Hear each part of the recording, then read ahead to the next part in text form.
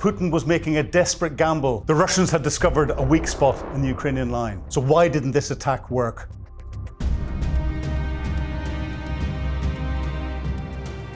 Russia's latest advancements near Dobropillia in the Donbas are a cause for concern. Let's break down the attack and see what tactics were used.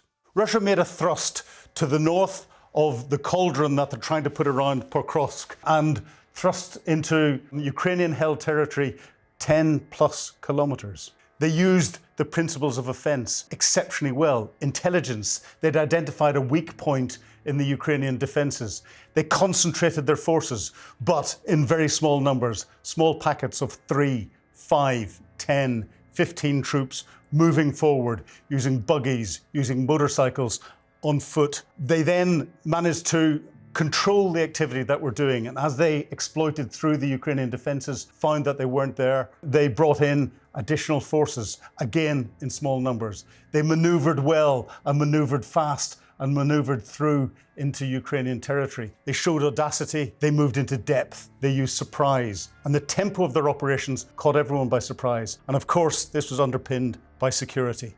These are the principles of the attack, and the Russians, in this case, whether deliberately or accidentally, applied them extremely well. About a battalion or a regiment minus in size, they had started to worry the Ukrainians, and commentators in the West were getting extremely concerned that Ukrainian defenses had been breached and would be rolled up. So let's have a look at some of the videos from the front line. Now, this is the Azov group attacking into one of the villages, but we can see them successfully attacking Russian vehicles. There weren't many Russian vehicles that moved through with the combat troops, and certainly armoured vehicles were few and far between. I think there was only one tank destroyed. We talked about turret tossing in last week's episode, and this is the Ukrainians successfully attacking a Russian T-90 tank. You can see the explosives in the turret ring flaring up like that, and the turret almost left the top of the tank. So the Ukrainians counterattacked, manoeuvring some of their forces in and trapping Russian forces in Kuchevya in this area. Flanking manoeuvres cut Russian supply lines. The Ukrainians stopped and delayed the Russians, and they applied the principles of delaying operations. Simplicity. Maneuver. They maneuvered their forces in quickly. Offensive action. They took very offensive action against the Russian forces that were coming through. And they provided deception. The deception in what they were doing was the suggestion that their defensive lines had been breached. The Russians were making an advance through them. Time and space. They had to buy the time and space to maneuver their forces forward. And whenever the Ukrainian commanders came in, something that is unusual for them from their old structures was freedom of actions. The brigade that they used to carry out this attack, the commander had been given the freedom of action to deal with the Russian enemy in the way that he saw fit. He knew what the ultimate goal was. This was given to the Ukrainian Azov 12th Special Forces Brigade from their now new Azov Corps. And therefore, it was decentralized execution of the orders. The orders were to stop the Russian advances and to destroy the Russians in place and push them back to the border again. The Russians had discovered a weak spot in the Ukrainian line. What caused this? Was it a lack of Ukrainian troops? The reality is the whole of the front line is about 650 miles long. From those that are in the UK, that's from Aberdeen to London. It's huge. The Ukrainians don't have enough forces to be able to cover all of it. And the Russians are probing in 2s and 3s and 5s and finding little weak points. And as soon as they find that, where it isn't properly covered by defenses, then they, in this case, manage to exploit it. The Ukrainians have changed their tactics, they've changed their structures, and we'll explain that in a moment, and that gives them the flexibility to deal with this. But why is this region so critical to Ukraine?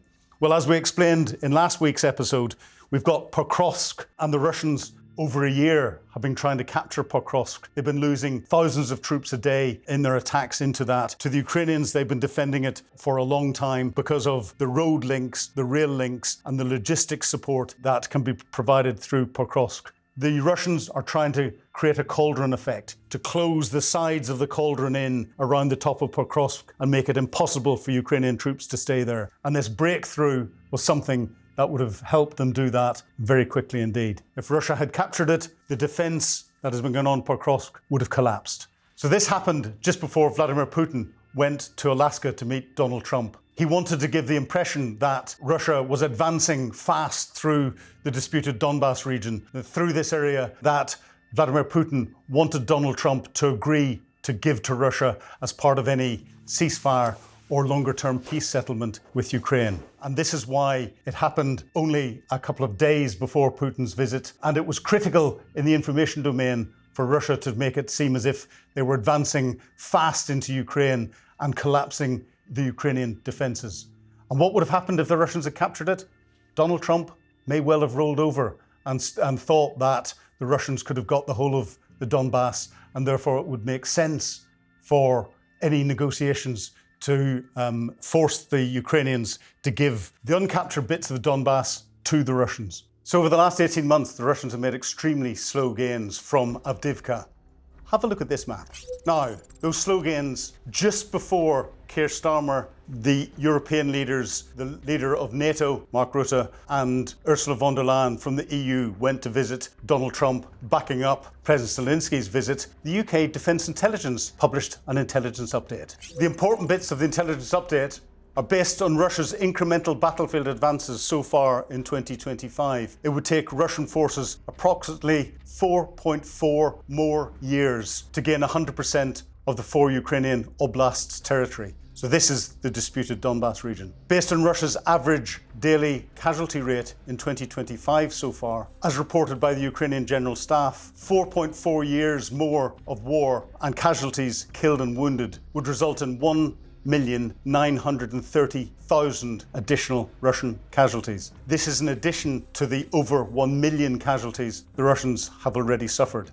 So this intelligence report from UK Defence Intelligence really highlights the fact that Russia has been forced to move its main effort to the east and is focusing on this disputed Donbas region and focusing on the gain of territory. Since 2014, Russia has owned the element that we have in purple. They have advanced forward to take parts of the red bit, but that doesn't include all of some of the oblasts, and the areas in white are still Ukrainian controlled. Russia hasn't got 4.4 years more to try and take this territory by force, and this is why Vladimir Putin is trying to force President Trump's hand to getting the Ukrainians to give that territory away.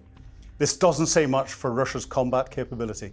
And if we look further back, Russia had gained much larger areas of territory when they first invaded into Ukraine in 2022. This is shown by the yellow colours that we have on the map here. But the yellow also shows the areas that the Ukrainians managed to take back. They've pushed the Russians back from much more than the Russians are trying to take. And this does not bode well for Russia's ability to concentrate its force and to continue to prosecute offensive operations to give them a successful tactical outcome. Too many commentators talk about the Russians winning because they're having small successes in the front line, a few hundred meters there, tens of kilometers as we saw in this latest attack, but that was blunted and pushed back.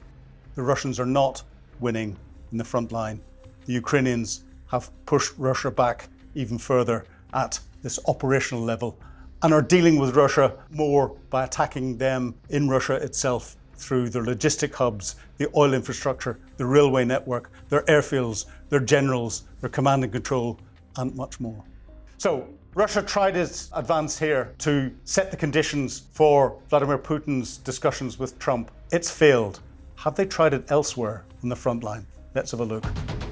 Yes, further north from Pokrovsk, the Russians have tried to carry out the same tactics in Serebrianka as they moved to advance towards that area and push small numbers of individuals through to try and create a breakthrough Ukrainian defences in exactly the same way that they'd carried out further south. It was similar to the tactics that they'd used around Pokrovsk. It failed. The Russians have tried to suggest that it's been successful. We've seen pictures out on Russian social media of them raising Russian victory flags over buildings and over villages they say they've captured. But a flag up a pole doesn't mean holding ground. So why has Ukraine succeeded in blunting the Russian advances and holding back the attacks further north? Let's look at how Ukraine has been remodelling its army over the past months. What is Ukraine's army like today? This is a busy slide. Don't concentrate on the detail, but the thing to take away from that is that it is a very static military. It is very regionally focused, and therefore each of the blocks that we can see is responsible for a geographic region, and there's very little ability to coordinate between the different groupings that the Ukrainians have. It's a very static army designed from a territorial perspective and not designed from a coordinating military activity from a much wider perspective. It wasn't working for Ukraine from a defense, and therefore they decided that they were going to restructure from a old Soviet style structure that they had, regionally based, geographically focused, to a core structure, giving them the greater ability to maneuver. So what is a core?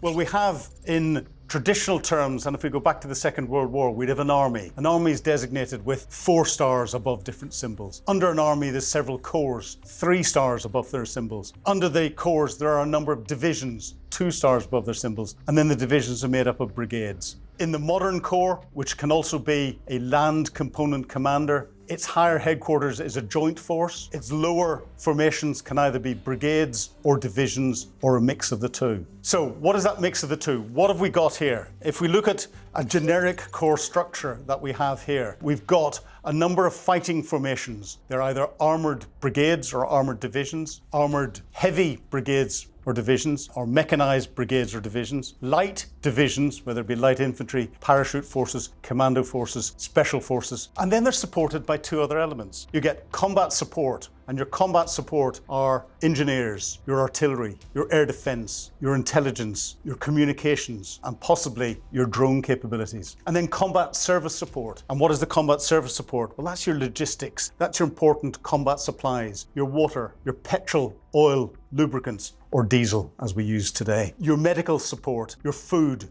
everything that's needed to keep an army moving and a technical army moving. And that can be organized and coordinated from a higher headquarters level to push forward to where it's needed by having moved to a core type structure when the Russian breakthrough happened. They had a maneuver formation, here the 12th Azov Brigade, available as a reserve force, ready to move. They assessed what the threat was from the Russians. The Azov Brigade moved forward on orders to block the Russians. Having blocked them, they then cut off their access to other Russian formations, and then started to squeeze those that had invaded the Ukrainian territory. This required command and control from that core level to make sure that core level assets, the UAVs that were needed, the drones, armoured vehicles, transport vehicles to get the troops into the right place, the logistics support that was needed, but also telling the defensive troops on the ground what was happening so that we didn't get blue on blue. That's friendly forces attacking friendly forces by accident, and coordinating all of that needed this core level headquarters. The old structures Ukraine had couldn't do this. The new structure has just been proven that it works, and they haven't had it for long. They haven't had a chance to practice it properly, and they haven't had a chance to work these larger structures out. But the Ukrainians were very lucky. Their Azov Corps is one of the most professional fighting forces they have. So where else have we seen corps level operations? It's a very, very big military force. A division is tens of thousands, a corps is multiple divisions. Well, we go back to Operation Desert Storm in Iraq. And in Desert Storm, the US 7th Corps, which had the 1st Infantry Division, the 2nd Armoured Division, and task organised into it, which is the military language for saying it's been attached to it, the 1st UK Armoured Division, joining the Americans to help take Kuwait back after Saddam Hussein had invaded and captured Kuwait. What did 7th Corps do? Well, 7th Corps, in their planning for their operations, deployed into Saudi Arabia, decided that attacking in through Kuwait was not the way to do things and to take it back. What they decided to do was to carry out a left hook and hook around to try and interdict the Iraqi supply lines coming into their forces inside Kuwait and create that dilemma. The dilemma was for the Iraqi forces inside Kuwait whether to stay or whether to run. And at the same time, coming into the Al Faw Peninsula in Kuwait, there was maritime landings, giving the forces that the Iraqis had in Kuwait a real dilemma. But let's look at how the Corps then attacked in.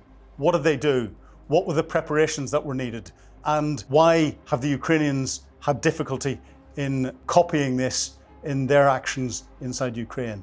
So what the Allied forces did for their hook into Iraq to create this dilemma for Iraqi forces inside Kuwait was they prepared the battle space.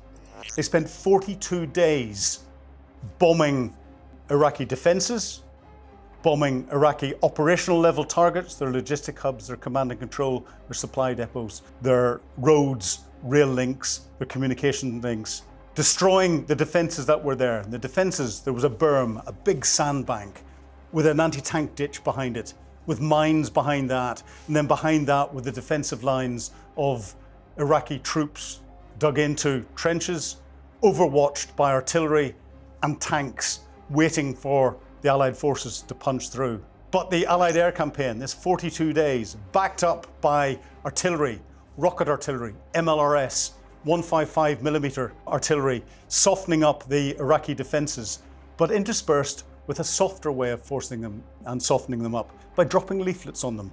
Because what they did was they turned around and dropped a leaflet on the Iraqi defensive position saying, we're going to attack your position from the air in about 45 minutes. We suggest you get up and run away. It was successful. Many of the Iraqi troops got up and run away. The Allied forces had the telephone numbers for many of the Iraqi commanders. They phoned them up to say, we're going to come and destroy your battalion, your brigade, your formation in about 45 minutes time. Best you surrender. And they dropped leaflets on giving free passes to those that had surrendered. Many of the Iraqi troops did leave their defensive positions and surrender. But those that stayed to fight were a much smaller number. That made the force that had to punch through that defensive position have a much easier fight than they would have done if the Iraqis had been at full strength.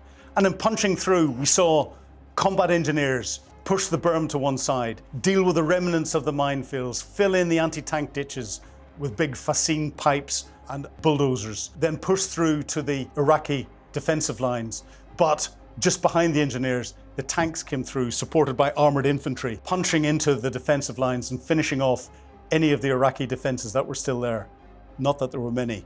That allowed Allied forces to rapidly progress through and start to envelop Kuwait and then threaten the whole of Iraq before they then shifted and moved towards to threaten Baghdad. So US 7th Corps in Operation Desert Storm was successful in doing this. Why weren't the Ukrainians? Well, the Ukrainians don't have an air force to be able to bomb the Russian defences for 42 days. They don't have sufficient combat engineer capability to punch through the defensive lines. And the defensive lines that there are in the east that the Russians have put in, the Surovikin lines, are in 3 or 4 different banks. They are bigger, better, stronger than anything the Iraqis had put inside Kuwait. The Ukrainians didn't have the overwatch from air capability, from their artillery capability to overmatch anything that the Russians had there. So whenever the Ukrainians tried to punch through after getting Western tanks in the early days and Western infantry fighting vehicles to try and get in, they failed because none of the preparation had been done beforehand. And they came up against these significant defenses they were never going to get through. This shows how if you don't have everything in place, you're not going to win. If you have everything in place, you can make it easy. If you don't have everything in place, you will lose the battle. So moving now into Ukraine's innovations. They're continuously innovating and bringing in new weapons, and each new weapon could have a significant impact on Russia's ability to continue to prosecute the conflict. What are we looking at this time? Well, it's Ukraine's Flamingo missile.